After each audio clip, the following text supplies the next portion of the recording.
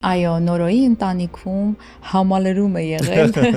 Եկա իմ սիրո հետևից։ Ես չէի կարողանում հասկանալ ես երգելու եմ, թե չեմ երգելու։ Ունեցա իմ առաջին մենահամերգը 2018 թվականին Dolby Theatre-ում։ Մի հատ նոր դուետ էլ ունենք մեր շատ սիրելի Հարութ Փամբուկչյանի հետ։ Տակրկիր ու ծիծաղելի պատմություններ էլ կա, անձամբ Արմանից լսած։ Մի օր մոռացել էի, որ կնունք է։ Գիտեմ հարսանիք եմ գնացել, բայց կնունք է։ Ու երգելուց մեջ արտահուններ ինչ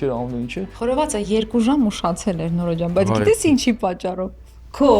գաս ամեն ինչից փորձես ու փոշմանես, չէ՞ ինչ-որ։ Չէ, ու եթերը չտամ։ Պապաս շատ համով ուտեստներ է պատրաստում, որ ասում տենց ինքը մասնագիտությամբ խոհարար է, չէ։ Նորո ասեց, ամենալավ անունը ասեց դիր հայրիկ։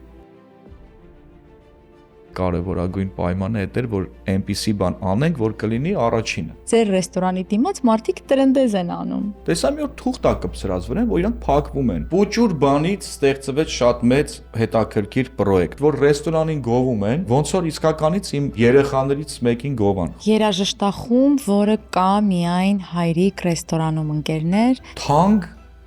երաժշտություն է։ Դու Հայրիկի Նորոն ես։